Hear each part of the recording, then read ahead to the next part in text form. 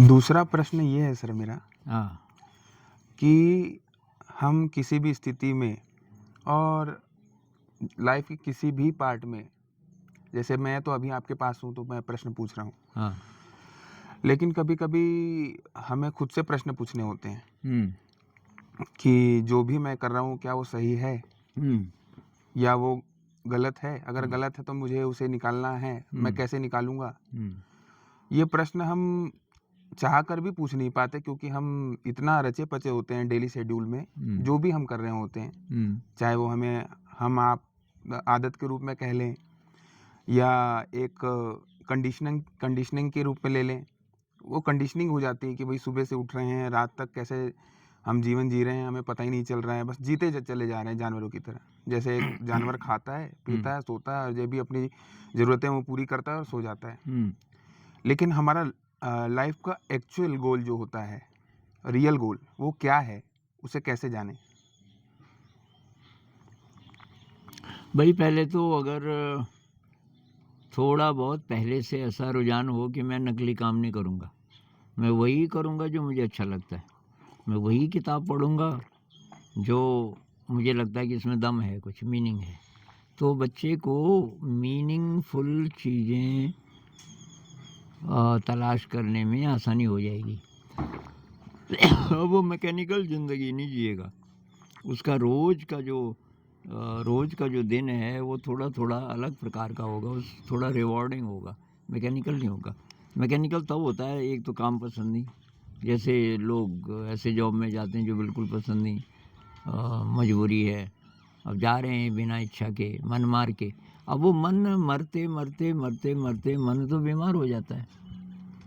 तो अगर हम ऐसा बोलें भई वही करो जो अच्छा लगे और जो अच्छा ना लगे, अच्छा लगे का मतलब ये नहीं है कि आसान है। अच्छा मतलब वो मीनिंगफुल है ज़िंदगी के लिए। वो तो आपने जैसे वो कहते हैं ना यमराज कहते हैं श्रेयस्च प्रेयस्च 2 रास्ते हैं, एक रास्ता श्रेष्ठ है लेकिन कष्टदायक है। दूसरा आपको अच्छा लग रहा है क्योंकि वो कष्टदायक नहीं है लेकिन वो अच्छा रास्ता नहीं है, वो गलत तरफ ले जा रहा है। कौन-सा चुनोगे? मूर्ख लोग जो है उसको चुनते हैं जो कि अभी तुरंत अच्छा लग रहा है लेकिन प्रियश्च। आगे कहाँ जा रहा है ये नहीं देखते। हुँ, जो विद्वान लोग हैं मतलब जानकार लोग हैं, वो चाहे कष्टदायक है लेकिन उनको पता है आगे चल कर के वो अच्छी तरफ ले जाएगा। तो अगर ये वाली ट्रेनिंग पहले से थोड़ा बहुत हो, ये सारी बात फिर वहीं आ जाती है। बचपन कैसे गुज़रा, बचपन के ख़ासकर संस्कार कैसे रहे, उसके बाद जो एजुकेशन है, एजुकेशन चलो जैसी भी पर घर पे कुछ ऐसा स्पेस था जिसमें कि बच्चा अपने ढंग से जो उसको अच्छा लगता है वो कर सके। वैसे आपका सवाल क्या था? मेरा सवाल ये था कि हम कैसे जानें कि हमारा एक्चुअल लाइफ़ का गोल क्या है? हाँ, हाँ, हाँ। तो अब लाइफ़ का गोल क्या है, इसमें तो टाइम लग सकता है। मतलब जो भी चीज़ अट्रैक्टिव लगे उसको थोड़ा-सा एक्सप्लोर करना पड़ेगा। मेरे साथ हुआ एक बार एयर फ़ोर्स में मेरा सिलेक्शन हो गया था। मैं जाने ही वाला था तब तक मेरे भाई ने जो कि खुद आर्मी में थे, उन्होंने बोला तेरे लिए सूटेबल नहीं है, तू मत जा। तो और तुझे अगर क्लैरिफ़िकेशन चाहिए तो मेरे को मिल ले। अब मैं उनको जब मिला तो कन्विंस्ड हो गया कि वाक़ई ये मेरे लायक नहीं है। मतलब मेरे जो शौक़ हैं, मेरे शौक़ हैं क्रिएटिविटी, म्यूज़िक है, आर्ट है, अ, ये राइटिंग बाद में मुझे पता चला मेरा एक स्किल ये भी है। मैं राइटिंग लिखना भी चाहता हूँ, टीचिंग इनोवेटिव टीचिंग तो ये सब तो वहाँ आएगा ही नहीं। तो अब तो वो दौर था जब मैं एक्सप्लोर कर रहा था और उसमें बहुत बार हम बहक जाते हैं इस बात से कि जॉब अच्छा है जी, चाहे बोरिंग भी है लेकिन हम इसमें पैसा ज़्यादा है, इज़्ज़त ज़्यादा है। तो इतनी हिम्मत हो व्यक्ति में कि इन चीज़ों को एक तरफ रख दे। कितनी भी इज़्ज़त हो मेरे को नहीं चाहिए, इज़्ज़त से क्या मिलेगा मेरे को? कितना भी पैसा हो अगर रोज़ मुझे दुखी रहना है, बोर होना है तो इसका फ़ायदा क्या है? कि ये ज़िम्मेदारी है ये, अरे अपनी तो ले पहले ज़िम्मेदारी।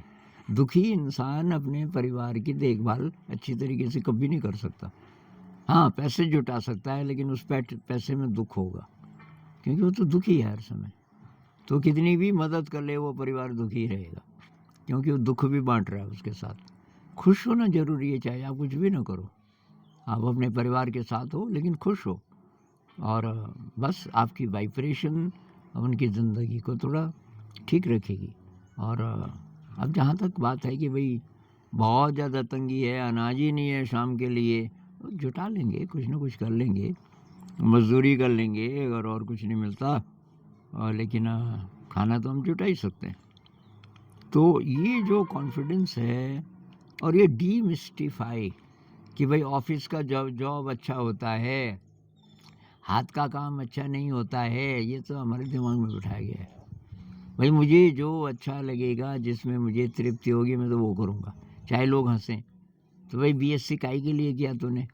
तो अब ये टोकरियाँ बुन रहा है या कोई ऐसा काम कर रहा है, चाय की दुकान खोल दी तूने तो बीएससी काहे के लिए की? कि भाई वो गलत की मैंने, मुझे अक्ल नहीं थी। अब कोई कीचड़ पे चल रहा है 2 किलोमीटर से, अब कोई बोलता है यार तू इसमें क्यों चल रहा है, इसके बगल बगल में सूखा रास्ता है, उससे चल।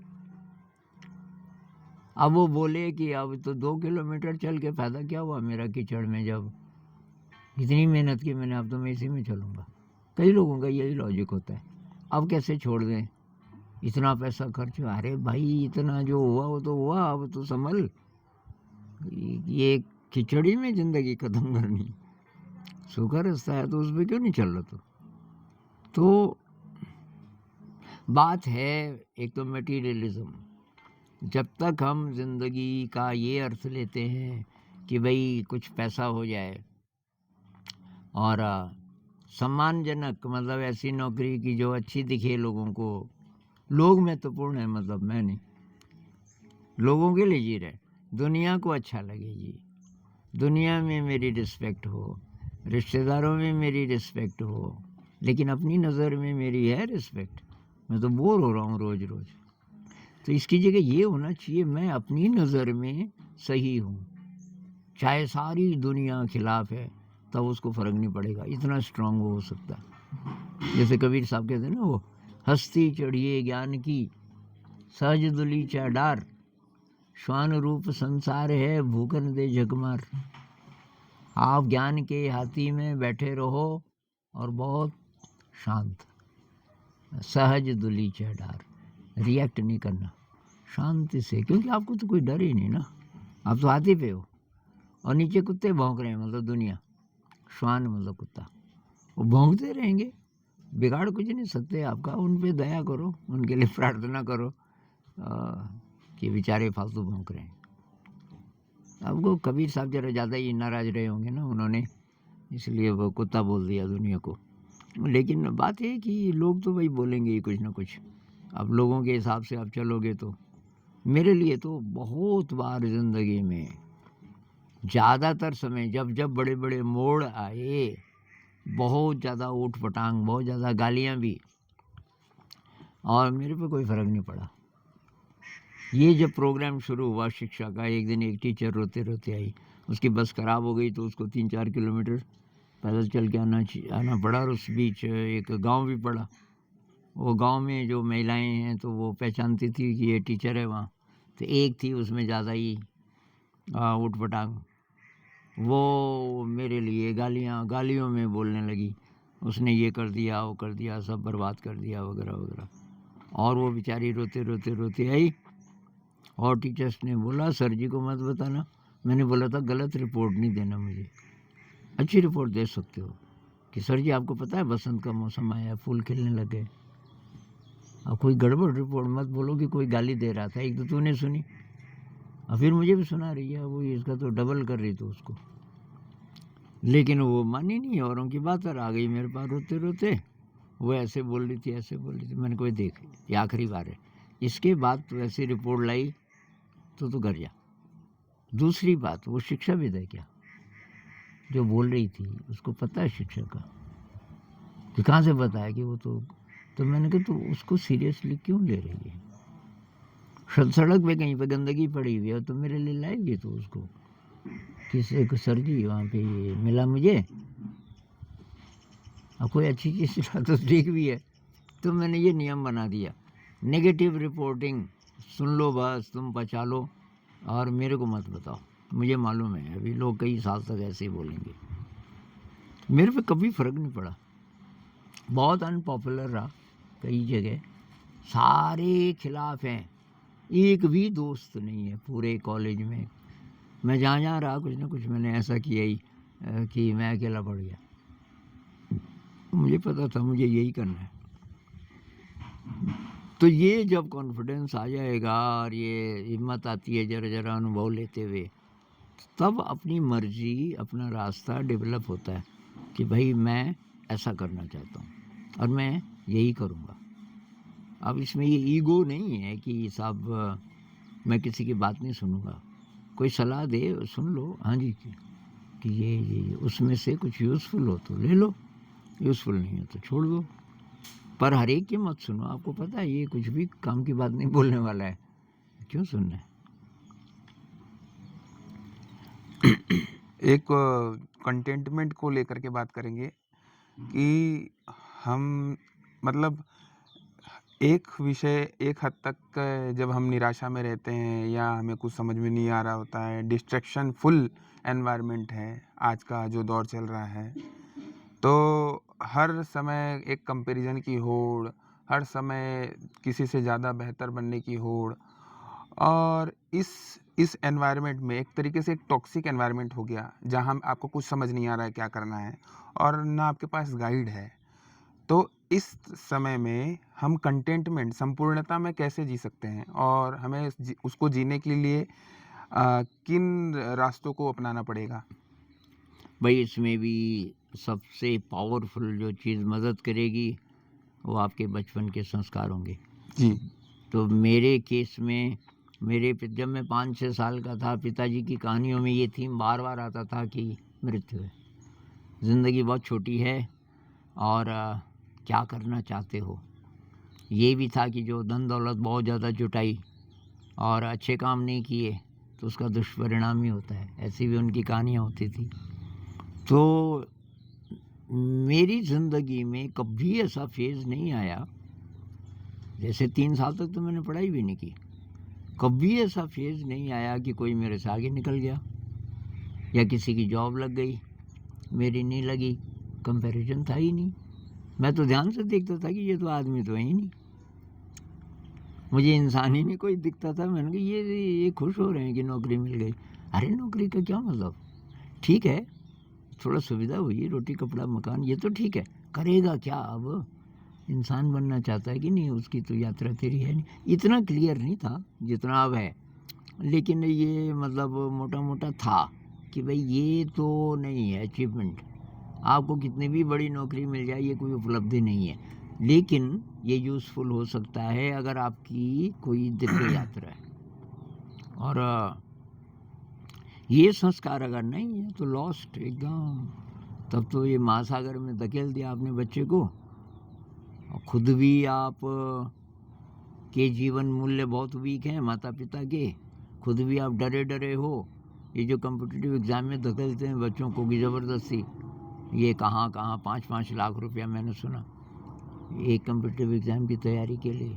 अब इतना पैसा भी खर्च कर रहे हैं, अब बच्चे आत्महत्या तक भी कर लेते हैं, नहीं कोप कर पाते, क्योंकि बच्चे के अंदर ऐसी चीज़ किसी ने डाली ही नहीं कि भाई कम्पिटिटिव एग्ज़ाम पास हो भी जाएगा, जाना चाहते हो तुम वहाँ, IAS ऑफिसर बनना चाहते हो, किसी को मिल लो ना, खुश हो क्या। IAS IPS ये जितने निकलते हैं, क्या ये लोग खुश हैं, इनकी ज़िंदगी का शेड्यूल क्या है सुबह से शाम तक, तो ऐसे जीना चाहता है, ये कोई नहीं मदद करता।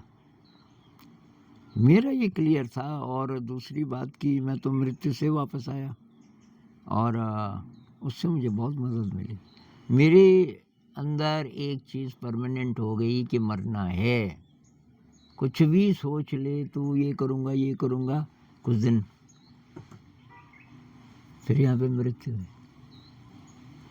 अब मृत्यु के तो मैं तो हर चीज़ को मृत्यु के एंगल से देखता था।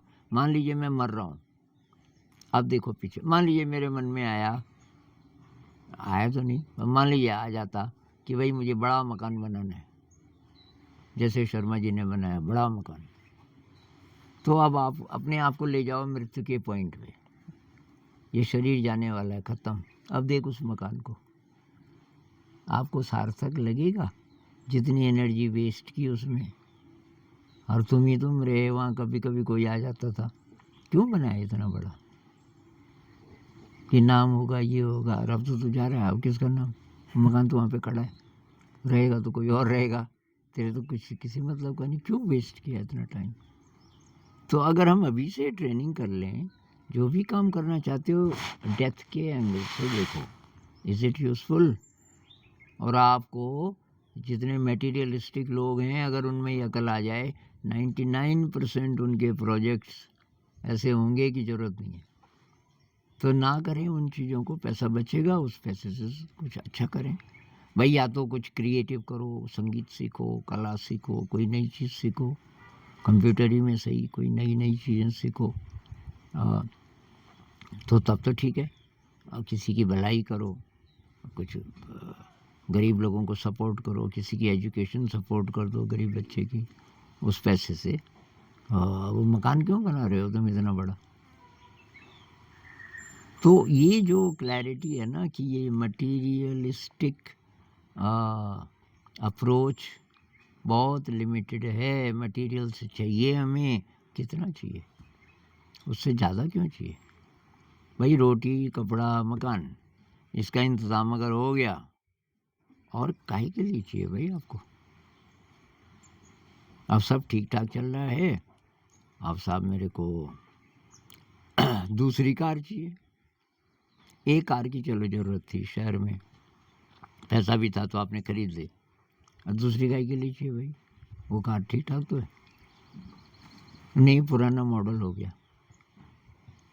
यहाँ से आप वैल्यू दे रहे हो मटेरियल को, आप क्वालिटी, अपनी क्वालिटी नहीं ढूंढ रहे जो जिसने काम आना था ज़िंदगी, जिससे आपको संतुष्टि मिलनी थी।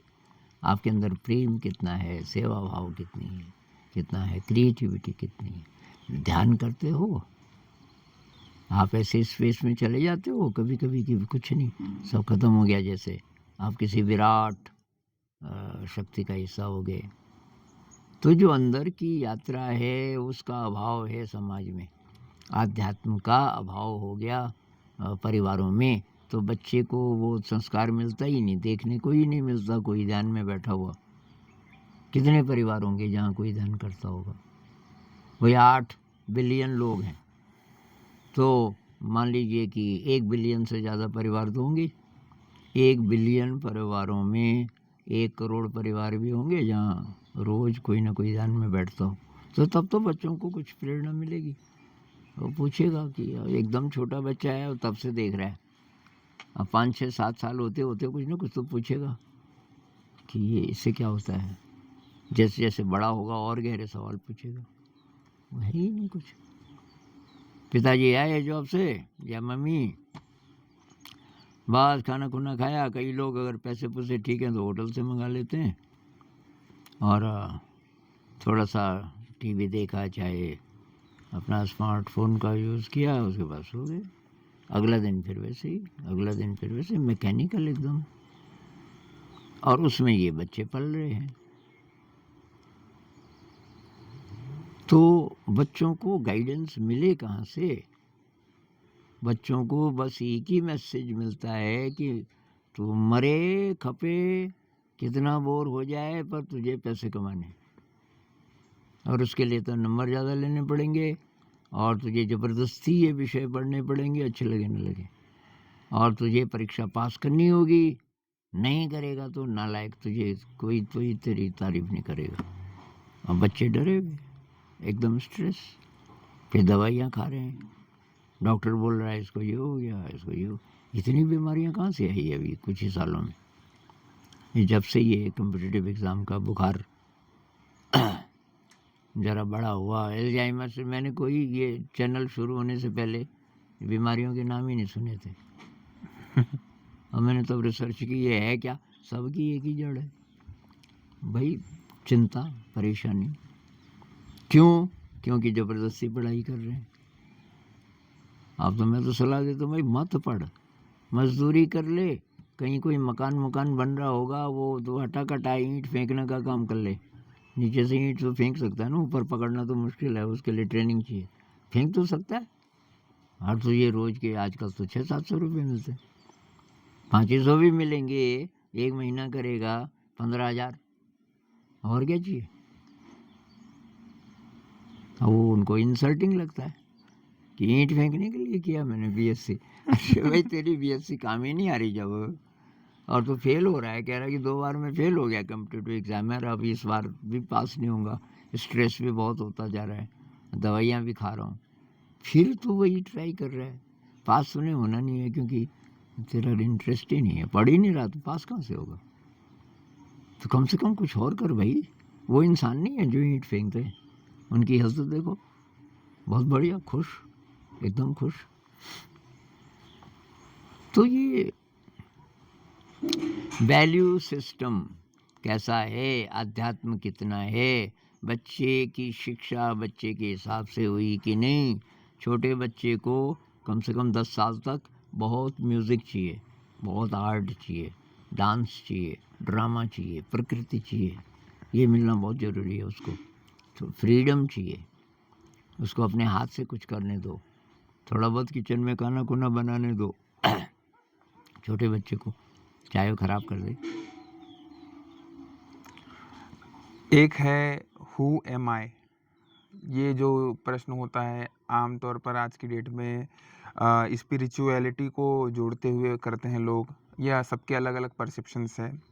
इससे अलग मैं जो फील करता हूँ या अनुभव करता हूँ कि मैं कुछ साल पहले बहुत छोटा था और फिर थोड़ा बड़ा हुआ, 10th में गया, 12th में गया, मेरा ग्रेजुएशन निकला, और आज मैं ग्रेजुएशन के बाद 2-3 साल बाद जो भी जिस स्टेज में अभी हूँ, तो मैं देखता हूँ कि संतोष के जो ऊपरी जो शरीर है, फिजिकल बॉडी, ये चेंज होती गई, लेकिन वो जो इंटरनल है जिसे हम अनुभव नहीं कर पाते, एक्चुअल में हु एम आई का अर्थ क्या है और वो मैं कौन हूँ, क्योंकि ये बॉडी तो अलग अलग समय पे अलग अलग रूप ले लेगी, और एक टाइम ऐसा आएगा जो कंक्लूजन निकलेगा कि डेथ।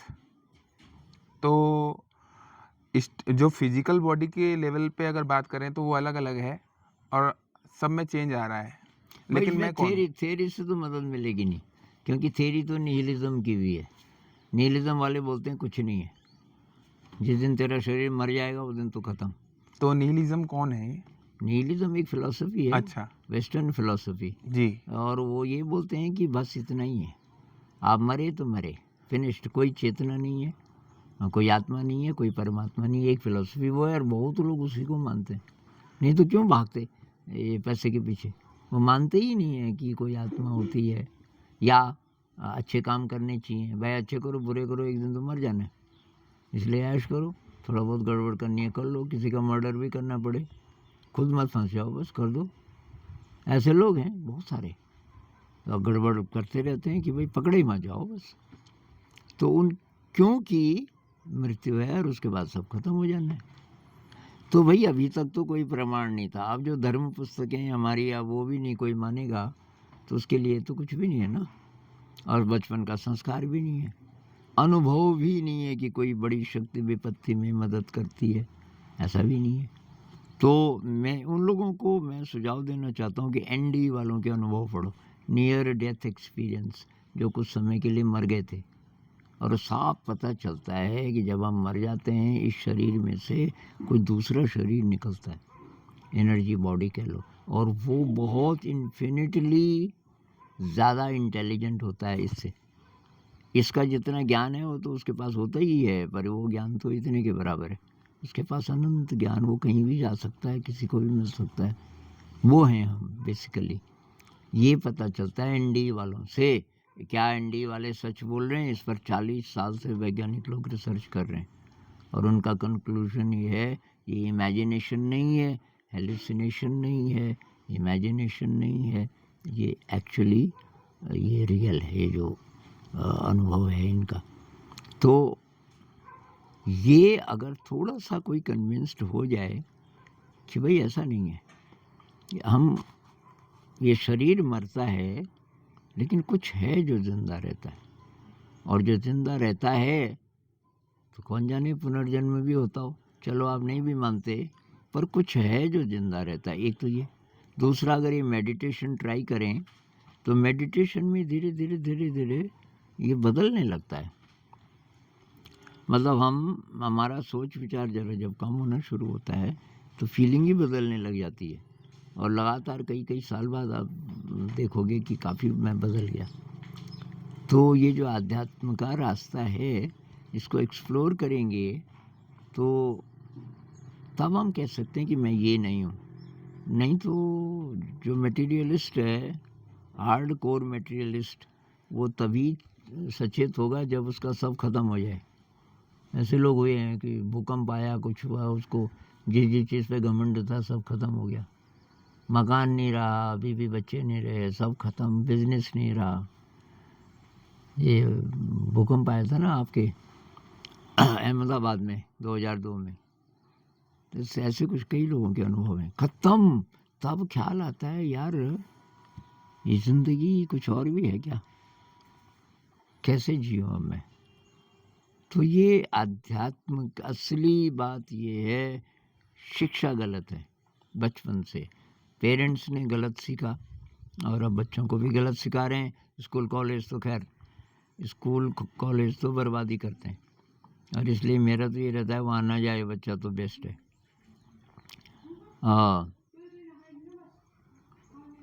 मतलब ये एक वाहन है, एक यंत्र है, एक प्रयोगशाला है। इसकी मदद से हम अपने छुपे हुए स्वरूप को जान सकते हैं। हम शुरुआत कर सकते हैं अपने टैलेंट से। मेरे अंदर क्या क्या टैलेंट्स हैं उनको मैं एक्सप्लोर करूं। जैसे जैसे एक्सप्लोर करूंगा पता चलेगा कि मुझे संगीत में भी रुचि है, इसमें भी है, इसमें भी है, इसमें भी है। तो मैं अब जानना शुरू कर रहा हूँ अपने आप को, कम से कम स्किल्स के थ्रू। थोड़ा मैं मेडिटेशन करूँ, उससे मैं अब जानना शुरू कर रहा हूँ अपने मन के बारे में। और तब धीरे धीरे धीरे वो स्टेज आ सकती है कि मुझे ये विश्वास आ जाए कि मैं यही नहीं हूँ। Essentially I am not the body, I am not the mind. मतलब इसके बियॉन्ड कुछ है जो मैं सचमुच हूँ। मेरे ख्याल से काफ़ी लंबा हो गया वीडियो जी इसको तो समापन कर देते हैं। जी, एक प्रश्न और करेंगे बस, और फिर समाप्त कर ठीक है, सकते हैं ठीक है। कि जैसे आपने कहा कि मैं कौन हूँ को लेकर के प्रश्न किया था, हाँ। तो आपने कहा कि जो भी आपकी प्रोसीजर थी कि बचपन से जाने, मेडिटेशन करें। मुझे लगता है कि सर कुछ महीने पहले पापा एडमिट थे मेरे हॉस्पिटल में, इमरजेंसी वार्ड में। तो वहाँ पर मतलब काफ़ी, जैसे आईसीयू होता है, इमरजेंसी वार्ड, तो वहाँ तो वही लोग मतलब जाते हैं, जो पेशेंट जाते हैं जिनकी कंडीशन क्रिटिकल हो या वो लाइफ के एंडिंग में हो, जिनके बचने के चांसेस कम होते हैं। तो मैंने देखा कि एक जवान लड़का है और उसने कॉन्शियसनेस खो दी है, वो उसमें चले गया है, कोमा में चले गया है। तो जैसे आप कह रहे थे कि ये जो भी हम करते हैं, घर बनाने की, बच्चे की शादी करने की, जो भी हमारे गोल होते हैं, मटेरियलिस्टिक बोल लें या इंटरनली जो हमारी विल होती है कि हम ये कर लें, वो कर लें तो हो जाएंगे, लेकिन एक्चुअल ऐसा बिल्कुल भी नहीं है। जैसे आपने कहा कि मेडिटेशन करना चाहिए, मेडिटेशन से हमें पता चलता है कि हमारा स्तर क्या है, हम कौन है, क्या है। तो सर जैसे वो कोमा में चले गया है लड़का और उसे कुछ समझ नहीं आ रहा, लेकिन उसकी सांस चल रही है, उसकी जो सांस चल रही है वो चेतन अवस्था में तो नहीं है, एक तरीके से वो अचेतनता में जी रहा है, जी भी नहीं रहा है ऐसा कहेंगे, क्योंकि जब हमारा ब्रेन ही नहीं काम कर रहा है, हम किसी को सोच भी नहीं पा रहे, समझ भी नहीं पा रहे, तो एक तरीके से वो लाइवली डेड है, ऐसा कह सकते हैं उसे। तो मैं कौन हूँ को लेकर जो प्रश्न था कि ये जो अब इसे चेतनता में कहेंगे या अचेतनता में कहेंगे, इसमें डिफरेंशिएट थोड़ा कर दीजिए कि वो बॉडी जिंदा तो है और एक्चुअल लेवल पे वही है, हम सभी, हमारा ब्रेन जीवित है, बस उसके तुलना में कि उसका ब्रेन नहीं काम कर रहा है, या उसका कोई बॉडी का पार्ट है? नहीं नहीं, इसका तो असली सबूत तो एनडी है, क्योंकि अभी तो ये सांस तो ले रहा है ना। तो सर एनडीए को थोड़ा बताइए। एनडी में ये होता है कि आप बिल्कुल मर गए। जी इस ये केस में तो सांस ले रहा है शरीर, जी तो शरीर के अंदर ये बायोकेमिकल जो चीज़ें हैं वो चल रही हैं, जी तो शरीर का योगदान कुछ ना कुछ है। जी लेकिन एनडी में तो आप मर गए, आपकी मशीनें कह रही हैं फ्लैट, धड़कन बंद हो गई है, ब्रेन काम नहीं कर रहा है। पर सर उसकी तो धड़कन चल रही है। हाँ, तो ये तो नहीं, ये अलग केस है ना, ये तो है अभी शरीर है ये शरीर के पार नहीं गया अभी। एनडी वाले शरीर तो छोड़ दिया, शरीर मर गया, और अब उनको जो अनुभव हो रहे हैं वो किसको हो रहे हैं? तो वहाँ आप पूरे दावे से कह सकते हैं भाई ब्रेन तो मर गया, शरीर ही नहीं है तो ब्रेन कहाँ से है ना, ब्रेन तो मर गया, तो अनुभव किसको हो रहे हैं? इसका मतलब हमारे अंदर जो अनुभव लेने वाला है वो ब्रेन के अलावा कुछ और भी है। तो यदि अगर आप 2-4 लाइन में अगर आपने कुछ वैज्ञानिकों को पढ़ा है, जैसे आप बताते हैं एनडी, और आपने कोई वर्ड का यूज़ किया मुझे ध्यान नहीं आ रहा है। तो जैसे आपने पढ़ा होगा किसी वैज्ञानिक के बारे में कि उसकी क्या फ़िलॉसफ़ी रही है जीवन के बारे में, वो क्या है? चेतनता, अचेतनता, बॉडी और डेड? भाई जब शरीर नहीं है तब आप कॉन्शियसनेस है, चेतना है केवल, और चेतना लोकलाइज्ड नहीं है।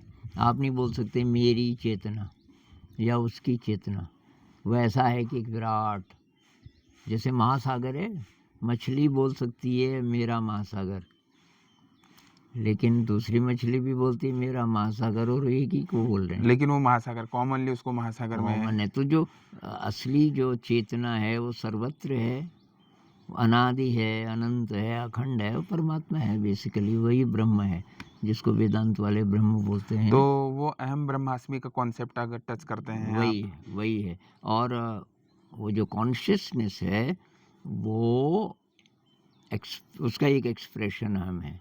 कुछ लोग कहते हैं ड्रीम है हम ड्रीम, ये ड्रीम है हमारा। हम तो सब सर्वत्र हैं, हम तो अनंत हैं, ये हमारा सपना है कि मैं यहाँ पे हूँ, मैं आपको देख रहा हूँ, ये मेरा शरीर है, कुछ देर का सपना है जितनी देर ज़िंदगी है। तो एनडी वालों से साफ पता चलता है। और मैं कुछ जिन लोगों को इंटरेस्ट होगा, एक तो साइंटिस्ट हैं पिन वैम